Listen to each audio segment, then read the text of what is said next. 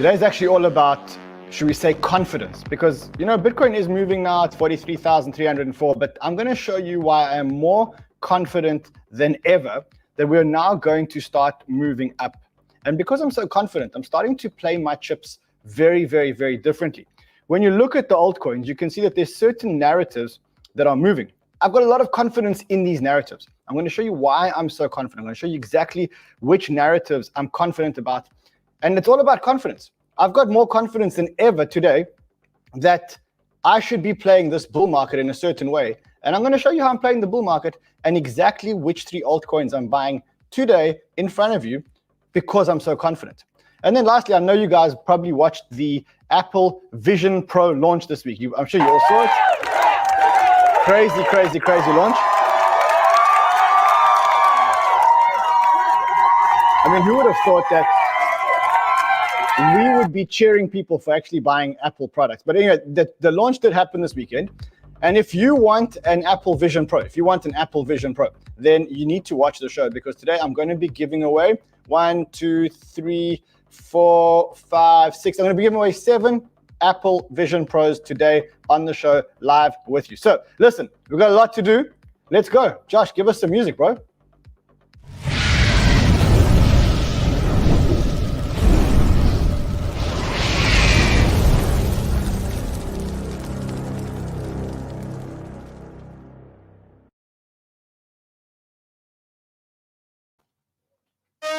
I see a lot of you are commenting about my hotel room. I am in Dubai. I'm bringing you a show live here from Dubai from a conference that I'm attending in Dubai. It's one of the most incredible conferences I've ever been to. It's not really a conference where people are speaking and stuff like that. It's just they rented out a hotel in Dubai. And essentially what we're doing is just a whole lot of crypto OGs and a whole lot of crypto VCs are just hanging around the hotel, networking, doing deals and stuff like that. And let me tell you, I've picked up a lot of narratives being around these people. I'm going to share a lot of those narratives with you right here today.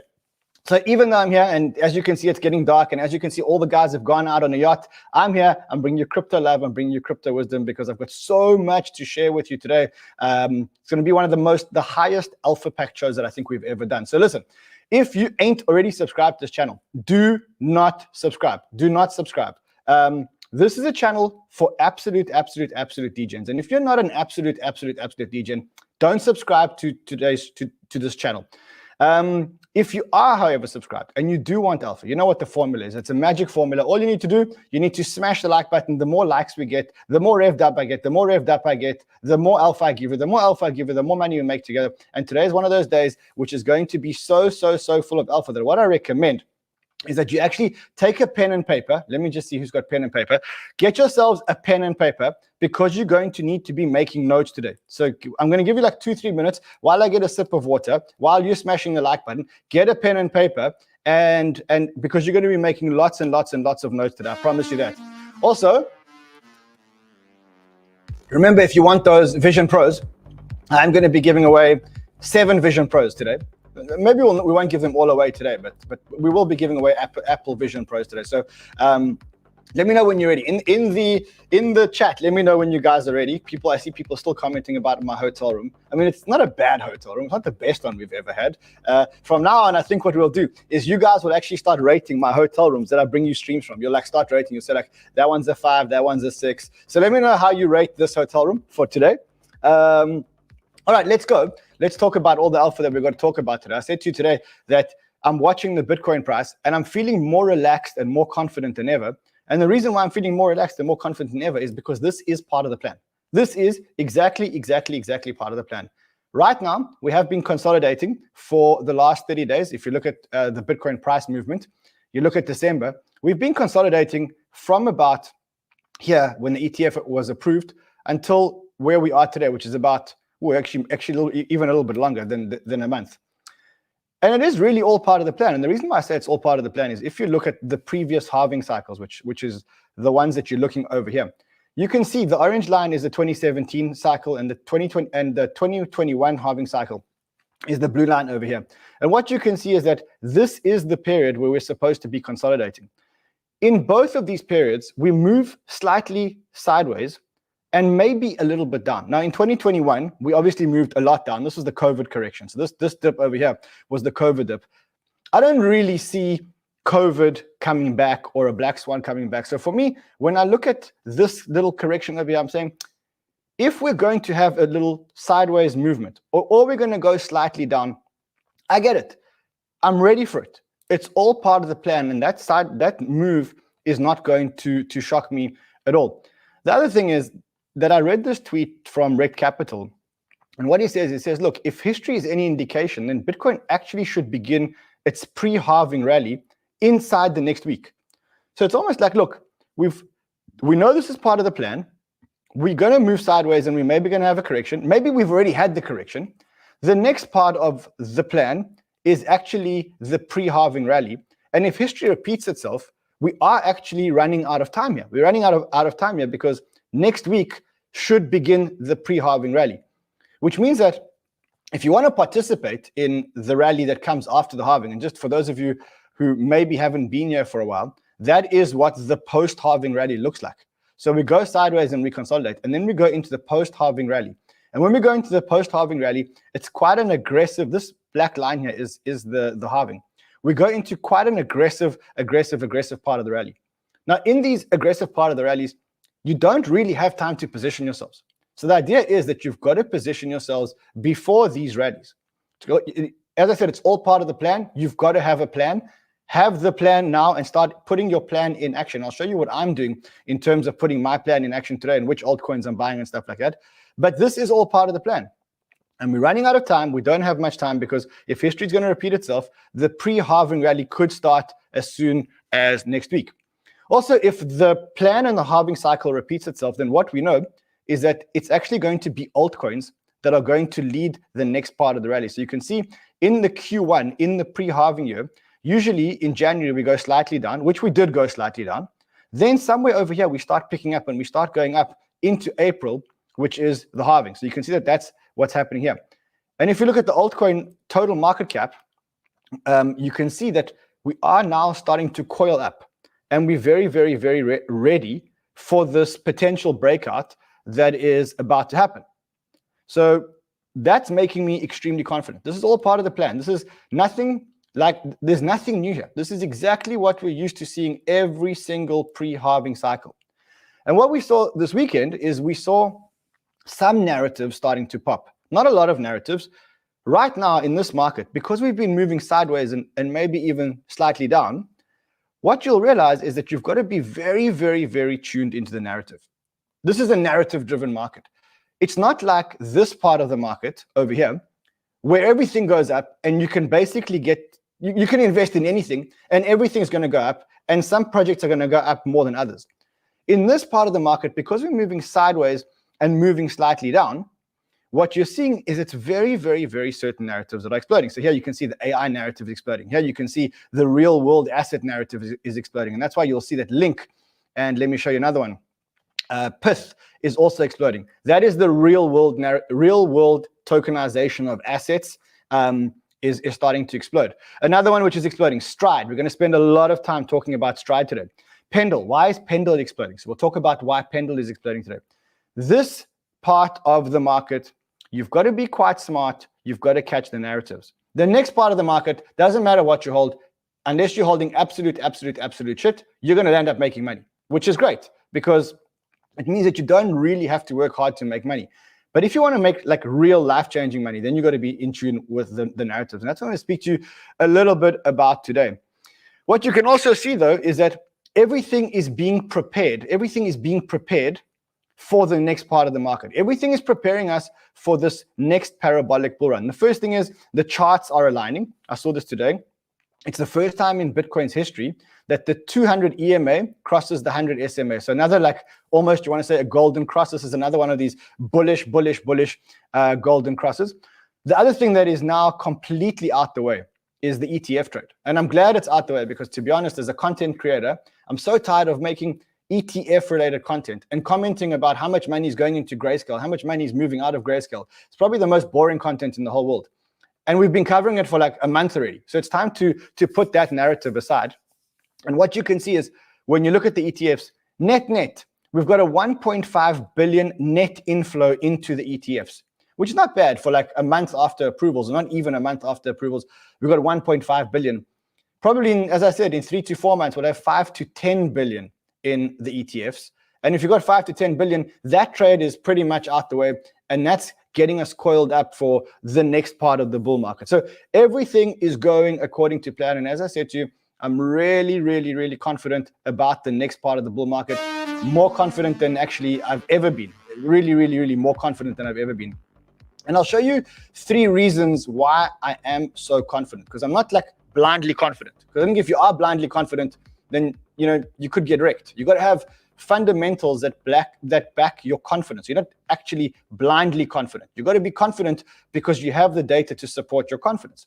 And for me, I have data. I have 3 pieces of data that I want to share with you that show you why we are going into this part of the bull market next, why I'm positioning myself like that. So the first reason is what we spoke about, which is the halving. I mean, the halving cycle is a halving cycle. It's been like that for 2 halving periods. Now, you may say, look, 2 data sets is not enough to convince you that we're 100% going into this halving cycle. And I agree with you. And that's why if this was the only piece of data, then what I'd say is, well, you know what? I'm not that confident. But it's not only that. The first part of my thesis is this. The second part of my thesis is around the US debt. And what you can see is that the NASDAQ is starting to price in my thesis. Because remember, the NASDAQ doesn't really care about the halving. The NASDAQ just cares about macro factors. The NASDAQ, the stock markets, are a proxy to look forward as to what the market is expecting going forward. And what you can see is that even though some people are still talking about recession, and those people I think are absolutely crazy, some people are still talking about the job cuts, which are happening right now in the market. The reality is that the market's looking forward. The market's looking beyond that. And then you're going to ask yourself, well, what is the market actually looking at? Because if right now we're hearing about a whole lot of job cuts and we hear about all the tech companies actually doing job cuts, and the market is running in such a way that the last 13 weeks have traded green out of the last 14 weeks. So 13 out of 14 weeks have actually traded green. What is the market actually pricing at? What is the market seeing that potentially some investors aren't seeing? And I think the answer is very simple. The answer actually came out this weekend when Jerome Powell was interviewed for a 60 minutes interview. And for the first time, Jerome Powell actually started admitting that the US has a debt problem. Now, we've never heard Jerome Powell speaking about the debt problem. And you ask yourself, like, well, what's the relevance of Jerome Powell speaking about the debt problem? Well, remember, up until now, Jerome Powell holds the lever to interest rates. Interest rates make US debt more and less expensive. And up until now, he says, look, I don't really care about the US debt. I care about 2 things. I care about unemployment and I care about inflation. And as long as the inflation keeps going up, I'm going to increase interest rates until we get to a point where inflation is starting to go down. He's never, ever, ever acknowledged the debt problem. But this weekend, he did an interview on 60 Minutes. I'm not sure if it was this weekend or Friday. And I wanted to hear his tone in the Okay, now, you've heard Jerome Powell as often as I've heard Jerome Powell. We've spoken about Jerome Powell tons and tons and tons of times. When has Jerome Powell ever admitted? In fact, when has anyone in the government actually admitted that the US is on an unsustainable policy? That is the first time that I've heard any high-ranking government official that actually matters saying that the current US fiscal path is just absolutely, absolutely unsustainable. We've never heard that before. And I think what he's talking about is he's looking at charts like this chart over here, where if you look at this chart over here, it says, under the current policies, the debt outstanding would be the federal debt would be 200% of GDP, and the amount of debt that is maturing is $8.9 trillion over the next year. Now, if the government has to refund or refinance that $8.9 trillion at the current interest rates, the bottom line is that there's absolutely no way that the US will be able to afford the interest payments on their debt. And so what's going to happen, or what is the market seeing? Why are the stock markets pumping? Because what they can see is that Powell's going to have no choice but to really, really, really start reducing rates really fast so that the US can actually refinance its debt. Because if not, the US just ain't going to be able to refinance its debt. And so Powell came out this weekend and he said, look, he expects there to be about 3 rate cuts this year. Now, what we know is that the Fed is usually pretty conservative in their approach. I mean, listen to what he said. So basically what he's finally admitting is, that they're going to have to reduce interest rates. And he's not admitting it in the context of his own mandate. He's not admitting it in the context of inflation, unemployment. He's actually admitting it by now saying, look, we just can't carry on like this. The US is on a completely unsustainable path. You take that, you add a little bit of like elections coming up, think to yourself, hold on, are we not going to get huge rate cuts to try and reduce the balance sheet? And you can see that 𝗕𝗫𝗄𝗧 says, like, the Fed's, it's worth noticing that since 2009, the Federal Reserve balance sheet had one reduction before the current one. It fell 15%. Now we're in the second year of reduction, and it's again fallen 15%. It's pretty likely that the Fed will actually start increasing the balance sheet. Now, notice that what happened here. Look at how the money supply or the balance sheet, you can basically say that this is the money supply. This is like a mirror image of the money supply. We're now going to start increasing the money supply in the US. And that's going to happen later on this year. When is it going to happen? Well, somewhere around the halving, which is somewhere around the end of this consolidation period. So why am I so bullish? Because halving, US reducing rate cuts, reducing rates, or starting to cut rates. And at the same time, what you've got is you've got a scenario where China is now in a flat panic. China is now trying to increase their stimulus. Their markets are absolutely screwed. We saw this morning that 30% of Chinese stocks were halted in the top 1,000 stocks. The market went down 8%. And no matter what the Chinese government does, it's not working. And probably the only thing that they're going to do, or the only thing that's actually going to work, is if they really start printing a lot of money very quickly. So you ask me, why am I so confident? I'm not stupid. I'm not blindly confident. I'm just looking at what the road ahead looks like. When I look at the road ahead, I say, okay, hold on a second. We've got the halving coming up. Great catalyst for Bitcoin. Problem is that with the halving coming up, there's only 2 data sets. So if I was a betting man and it was just the halving cycle, I would have said, you know what? I wouldn't put my money, I wouldn't put my chips on the fact that the halving cycle is going to make so much of a difference. But when you take that and you combine it with what Powell's doing, and then you combine it with a Chinese crisis, the likes of which I don't think we've seen in a lot of years, the Chinese government is absolutely panicking. Now I've got to start thinking to myself, hold on a second. I've got to be confident. And I've got to act on my confidence. I can't just be confident. I've actually got to act on my confidence. And I'm going to show you in a second how I'm acting. So let me know what you think. Let me know if what you think about the 3 reasons why I'm super confident. I mean, on altcoins, I'm actually equally as confident. In fact, maybe not equally as confident, but much more confident than I am on Bitcoin. And again, I'll show you why. If I look at the altcoin market, well, for one, I'm playing the halving cycle. I know that when the halving happens, the altcoins have a monstrous rally. That's something that I know all the time. Also, when I look at previous halvings and I look at the charts, the altcoin market cap is showing that it's time for a breakout. It's either going to break up or it's going to break down. You got to take your position, red or black. Is it going to break up or is it going to break down? I also know though that in the 4-year cycle in Q1, at some point in Q1, we actually start turning around and altcoins actually start to perform. So when I look at it now, I kind of say to myself, hold on a second. This is like a quick reset of the RSIs. This is just a quick reset of the altcoin market before we actually go into the next stage. And you can see that the RSIs are actually starting to reset. So this is the 4-hour RSIs. You can see they're starting to come down. For those of you who don't know, we look to buy when the RSIs are pretty low. These RSIs were very heated a week ago, but you can see they're starting to come down. Then on the 24-hour chart, which is the 1-day chart, also starting to come down. And then on the 1-week chart, actually also starting to come down. Remember, all these 1-week RSIs were very high. So the way I see it, this is like one last reset before we actually go into the next part, which is the parabolic pump. And you can see it in the charts over here. 𝗕𝗫𝗄𝗧, he says, you know, we're just retesting, and then we go up, which again correlates with the halving cycle. And then you can see if you look at the long-term trend line, since altcoins actually came into existence around 2017, you can basically see we're following this upward pattern. We've just bounced on this trend line. and we continue to go to take this up. So that is effectively why I'm confident on altcoins. And as I said to you, I'm confident.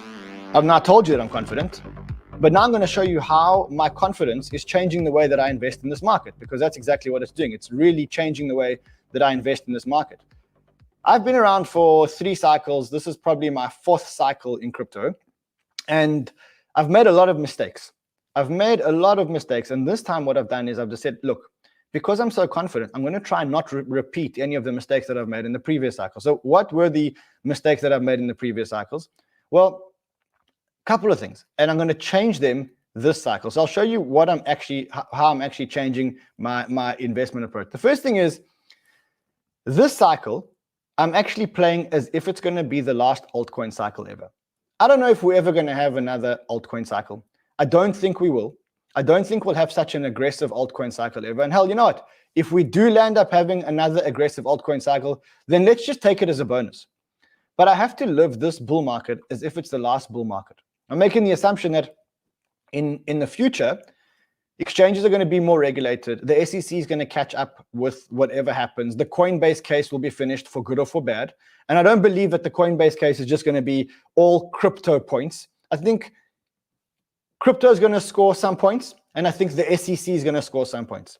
And I think that in 4 years' time, we're going to have a very different market when it comes to regulation. I think you'll see that the crypto market is going to be a very different market. So I've got to make the assumption that this is the last crypto cycle. I'm going to trade this as if there's no other cycle ever. I want to make sure that whatever I'm going to achieve in the next 500 days, I achieve it. Every single other thing in my life except my family can wait until after the next 500 days. Because if I'm right and we don't get another crypto cycle, and remember, you got to understand why this crypto cycle is so important. It's the first time in the history of mankind where we have been able to get liquidity on our industry at such an early stage, because our industry is actually around tokenizing. There's never been another industry in the history of industries in the entire world where you could, at such an early period in the life cycle of an asset or a token or an idea or a protocol or whatever it is, it's the first time in history that you can actually get this kind of liquidity. And so this is the only industry in the world that you can do it. And I'll tell you, I've got some friends that have got AI ventures, and you could probably argue that AI is more exciting than crypto. I mean, you could argue that. You know, it's not a black and white that AI is not as exciting as crypto. But how many of your friends who are in AI, or how many people in AI are actually buying Lambos? I mean, tell me, because I haven't seen anyone with a Lambo, an AI Lambo number plate. How many people in AI are traveling the world, going to conferences, making millions of dollars, buying yachts, and spending like crypto people? There's none. And that is because this cycle is something completely unique in the history of business in the world.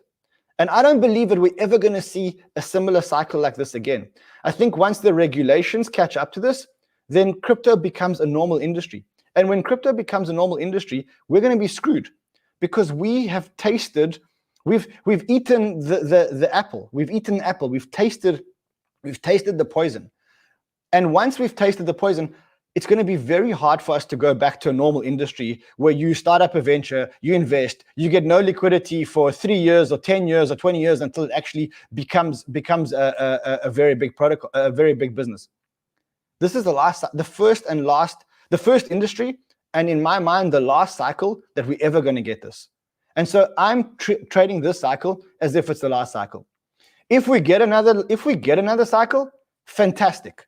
If we don't get another cycle, I'm not going to be the guy that looks back and says, you know what, I should have, I could have, but I didn't. I've been here for 3 cycles. This is my 4th cycle. This is my 4th cycle. I'm trading that differently. Part of trading that differently means that I'm deploying my dry powder early in the cycle. In every other cycle, I went and made stupid decisions. What did I do? I kept waiting for confirmation, waiting for confirmation, waiting for confirmation, waiting for confirmation. And the reality is that a lot of my money I ended up spending at this part over here. I'm not doing that this cycle. I'm acting as if it's the last cycle. And because I'm acting as if it's the last cycle, I am investing my money early in the cycle. Most of my money is already invested, and the money that's not invested, I'm starting to part with now. I might be wrong, in which case I've got a part in my thesis that says, if I'm wrong, when we get to a certain point, when we go down here, if the fundamentals don't add up, then I'm going to sell. But the main thing for me is not to be deploying capital on the way up, but rather to have deployed the capital on the way down and over here. So that's the second part of what I'm doing. The first part is, as I said, I'm assuming that this is the last cycle. If I'm right, great. At least I would have capitalized on it. If I'm wrong, fantastic. We all get another crypto cycle, but in the next crypto cycle, we're not stressed. We're not stressed. I'm deploying my capital early. Most of my capital is deployed. I'm not telling you what to do with your capital. I'm just telling you that my capital is mostly deployed. You do what you need to do. You make your own calculations. You build your own thesis. My thesis is deploy early, because you don't want to be deploying here, here, here, here, here. You want to be deploying here so that you can ride this up and you can exit near the top. The next thing that I'm doing, which is different from what I've done every other cycle, is I'm not getting involved in every single narrative. There are too many narratives happening. There's too much going on. On our morning call today, one of our head researchers, he said, I'm struggling to keep up. There are so many narratives happening all the time. So what am I doing? I'm deciding which narratives I want to play in, and I'm staying out of the narratives that I don't want to stay in. I'm not investing in every shiny little object, because the problem is that every week there's a new shiny little object in crypto. This week it was Vision Pro. Last week it was privacy. Next week it's real world assets. Then it's staking. Then it's liquid staking. Then it's restaking. I got to decide which ones I'm going to be playing and which ones I'm not going to be playing. And the ones that I'm going to be playing, I'm going to become an expert at, and I'm going to know the price ranges. I'm going to know the tokens. I'm going to become an expert. And the ones that I choose not to participate in, I'll still tell you what they are if I see them, but just know that I'm not actually participating in them. We've got to act like it's the last cycle, make sure that we deploy our capital early, and then become specialists in the narratives that we actually deploy our capital in. That's it. We get that right, we make life-changing money this bull run. And it's the last bull run. We don't, we are then either hoping and praying that there is another bull run, and there may be, but I don't want to be hoping and praying for a bull run. I'd rather be sitting on my yacht and looking out and just saying, well, if there is another bull run, great, we've got some more spending money. I don't want to be hoping and praying. So I'm acting as if it's the last cycle. I'm deploying my capital early in the cycle with risk management tools, and I'm choosing the narratives that I want to get involved in, and I'm sitting out of all the other narratives. I'll still keep bringing them to you, and I'll show you. I mean, let's look at some of the narratives that are pumping, and let's decide whether or not you want to be involved. Everyone must make their own decision. Everyone must make their own decision. You decide whether you want to be involved or don't want to be involved. Let's look at some of the narratives that actually pumped. And if you want to see narratives, either you can click on hot narratives over here, and you can start moving the time frames, or you can just go here, go to the weekly, and here, let's just go to, let me just reboot that so you can see all the tokens. Let me go to top 100. So you can go to top 100, go to weekly, and you can see certain narratives that are actually pumping. What are the narratives that are actually pumping? The first narrative you can see that's actually pumping, you can see it here in link. And if you go to the next 100 to 200 on Banter Bubbles, you can see that 𝗏 is doing exactly the same thing. What's going on here? What's going on here? What's going on is that there is a real world assets narrative. Larry Fink said that the whole world is going to be tokenized. There's a real world assets narrative. This is a narrative that I am going to play in this bull market. You know that I'm holding 𝗏. You know that I'm holding 𝗏. You know that I'm holding Chainlink. It is part of our little ETF bundle, which we have with Swissborg. There's a link below if you want to sign up with it. This is a narrative which I have decided that I am going to be playing. And you can see that Chainlink is now breaking this resistance over here. And the next level, effectively for Chainlink, is somewhere around the $30. So this is one of the narratives that I would be deploying money into right now. You can see how important this is for real world assets. Just look at how Chainlink works with real world assets. It literally becomes the price feed into all the different real world assets. So for me, Link, one of the narratives, real world assets, one of the narratives that I am actually starting to play. Now I want to show you another narrative. So another narrative that ran a lot this week is the Rose narrative. I don't know if you guys saw this. I don't know how many of you are invested in Rose.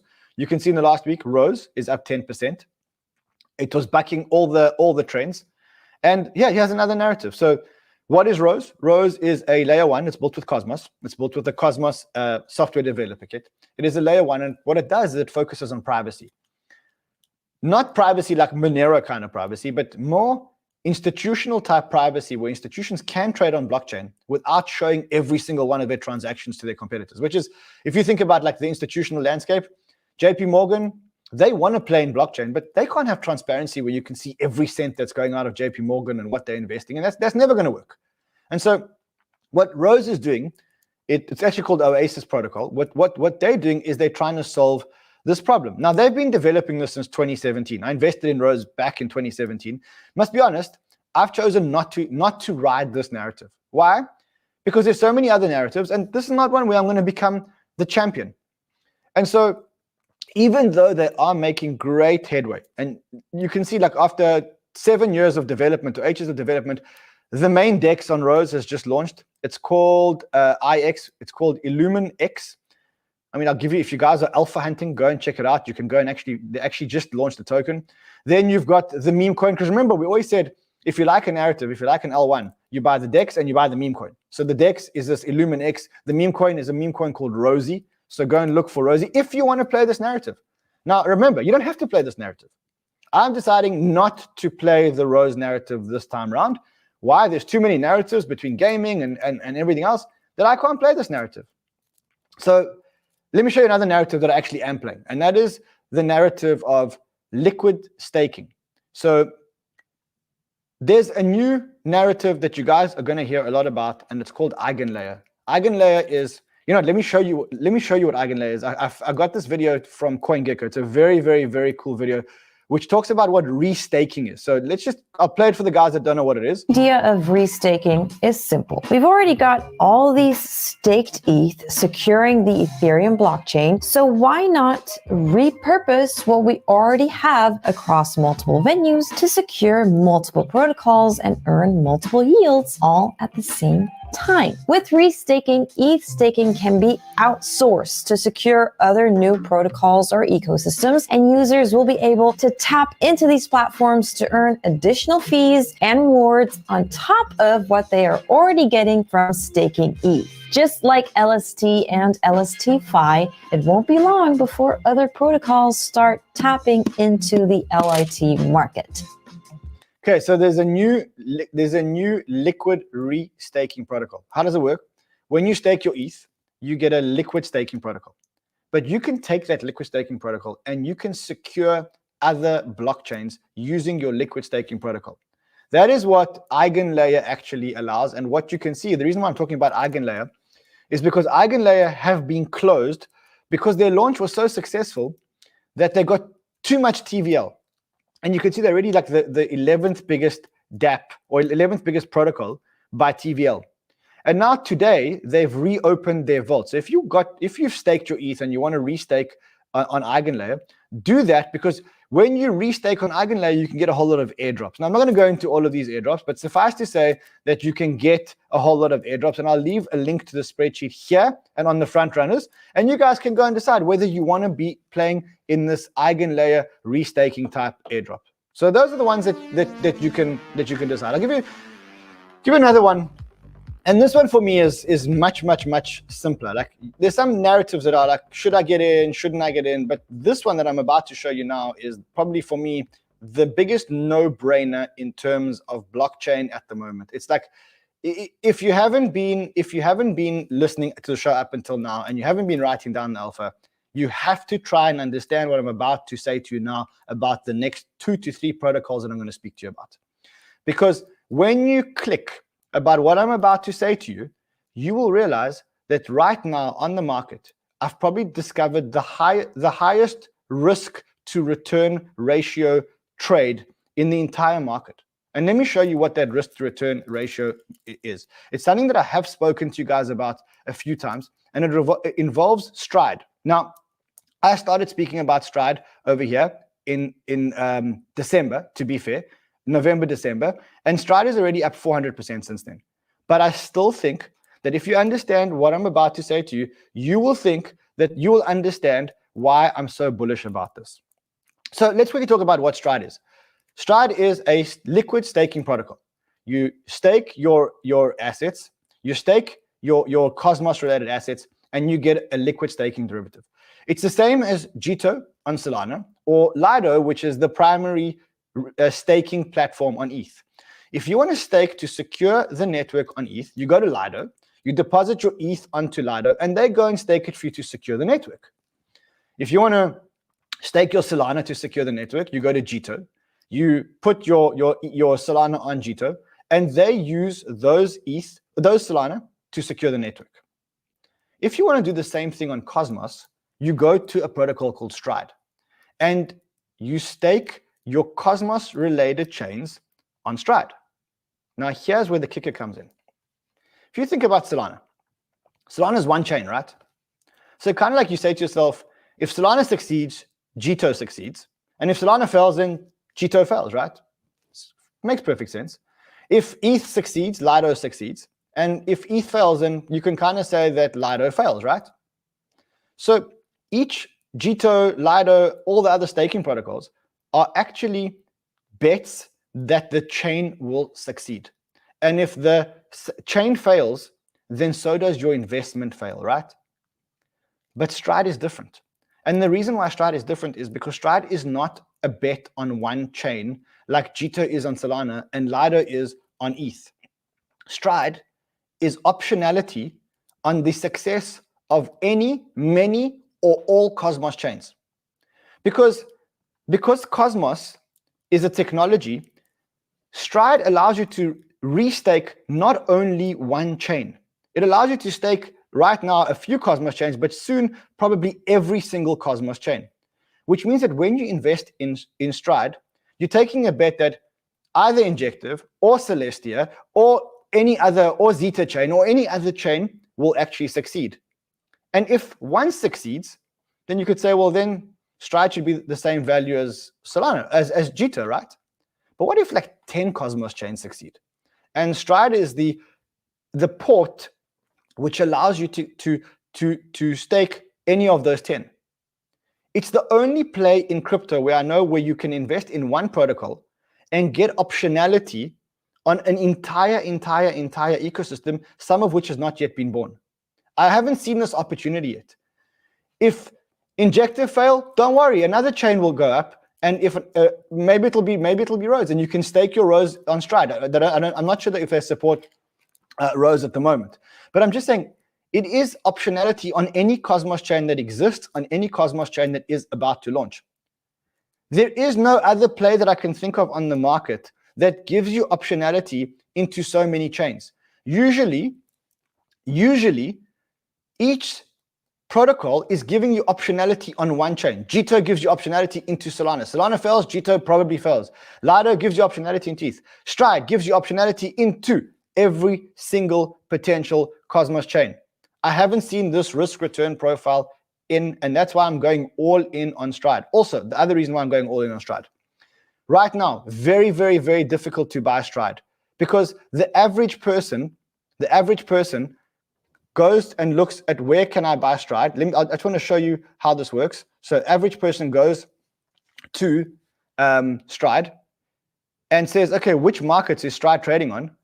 Osmosis, CoinEx, and 𝗏𝗪𝗓. Now, how many people have Osmosis, CoinEx, and 𝗏𝗪𝗓 accounts? Not many.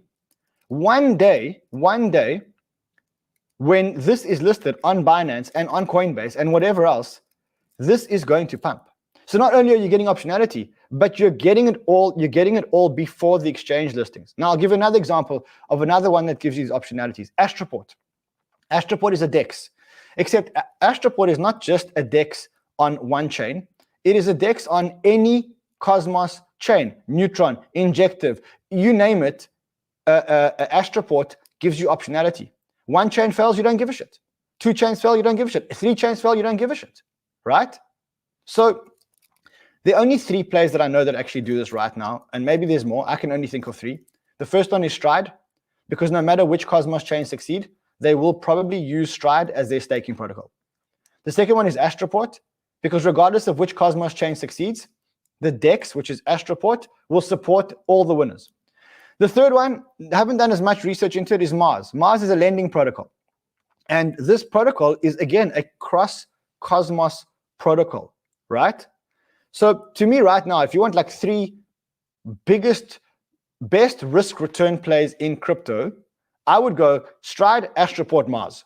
Why? Because that way I'm not taking any bet on which chain is going to be successful and unsuccessful. I'm saying, hey, as long as Cosmos as a technology actually takes off, I'm going to sit back and I'm going to watch my money grow, and that's how it's going to work. So someone says, what happened to Say? Exactly. You think Say is going to succeed? Well, as long as STRD one day allows for Say, you're golden. And that's what people don't understand. Right now, there are very few plays which give you optionality across a whole ecosystem of projects. You have an opportunity to actually invest in that before other people actually get exchange listings. 𝗨𝗧𝗏𝗏 doesn't have an exchange listing. STRD doesn't have a major exchange listing. This ain't going to last forever, and I guarantee you when it does happen, things will price into equilibrium and you're going to kick yourself. So I wanted to tell you this, to do this today, because just in case, it happens sooner than we think. Let me know what you think. Let me know if you get it. Someone says here, Pay Chill. I'm an investor in STRD. Full disclosure, I am an investor in 𝗨𝗧𝗏𝗏, which I bought on the open market. I'm an investor in STRD, but if I can buy more, I'm going to keep buying more. I have been buying on the open market as well. All right, let's go into the next part. I know you guys are all super excited about this, right? You all want an Apple Vision Pro, right? You all want an Apple Vision Pro. I know that. By the way, I'm very excited about the launch of the Apple Vision Pro, because yes, it's expensive, and yes, people are saying that it looks very clunky. And people are saying, I'm sorry, but the new Apple Vision Pro looks like absolutely ridiculous. Tim Cook wants you to pay $3,500 to walk around with giant ski goggles. What this guy's not understanding is that this is just the beginning. And that very soon it's going to become a very small set of glasses, and eventually it's just going to become a set of contact lenses. This is the beginning, and we're kind of living through the beginning of a new revolution. And this weekend we saw a lot of people realizing the extent of the revolution, where this is what it looks like. You see? So you can see this is what the experience looks like. Someone says you can trade and lose shit coins. You can lose money on 3 dimensions, and so you can see that's what it looks like when you've got the Vision Pro on and you want to trade coins. You can actually place your screens and you can do it. I'm sure you guys have seen the memes of people actually driving, and I mean they said the Simpsons actually predicted the future, because this is exactly what happened in the Simpsons. So you saw this as well. Someone getting out the Tesla Cybertruck and then trading like that. Now, I know we're laughing about it now, but this is probably what our reality is actually going to look like. And again, you got to choose if you want to play this narrative. If you want to play the narrative, I found 2 coins that right now, there's probably going to be hundreds, but I found 2 coins that have actually got the Apple Vision Pro narrative. First one is render, because someone's going to have to render all this spatial. Like someone says, if you connect the dots between AI, spatial computing, and the global scarcity of GPUs, there's no denying render will break the next 10. We actually did tell you last week to buy render. I mean, it was in front runners in our Discord, and it was on the show. We kept saying to you buy render, because we kind of knew that there was going to be an Apple narrative, and I think that was great. I think we caught the Apple narrative. The next one that I saw, it's an altcoin from 2017, but probably maybe worth looking at again, which is called Victoria VR. So Token Simple's VR, they have announced that they're going to create a metaverse app on the Apple Vision Pro.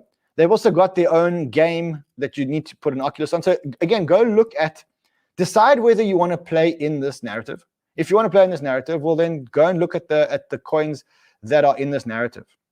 And listen, if you want to get yourself an Apple Vision Pro, so I'm going to give away 7 Apple Vision Pros. I'm giving away 7. What you need to do to get yourself an Apple Vision Pro is very simple. Okay, so listen to how simple this is. anyone that signs up to a Banter exchange with a link below, whether your exchange is Bitflex, BingX, BYBIT, BitGet, I don't care where you sign up. If you live in the country where there's a very old president and you're looking for an exchange that doesn't do KYC, well, you know, he has an option already. Anybody that signs up to any Banter exchange account in the next 7 days, if you sign up to a Banter exchange account, I'm going to get a list of all the people that signed up to a Banter exchange account and deposited $100 so that people don't just write up a thing. And next week, I'm going to give away 7 Apple Vision Pro. So again, I'm reminding you, what do you need to do? There's links below, and there will be more links because I know Josh is here and he's listening. And I didn't even tell Josh about this promotion because I didn't want him to cheat, right? So go and sign up. If you've got a BYBIT account, sign up with BitGet. If you've got a BitGet account, sign up with Bitflex. If you've got a Bitflex account, sign up with BingX. Just sign up to any exchange account, on any Banter link, on my show, on Sheldon's show, on Kyle's show, on Dylan's show, on any show in the next 7 days. And in 7 days, we're going to meet again, and I'm going to draw out of the hat, and I'm going to give away 7 Apple Vision Pros. So you have 7 days. You have 7 days. Get the accounts. You must deposit $50, $10, $20 into the accounts so that I know you're not cheating. And in 7 days, we give away 7 Vision Pros. You got that? All right. 5, 4, 3, 2, 1. Go. Sign up, sign up, sign up. I'll see you guys again tomorrow. Until then, trade well, my friends.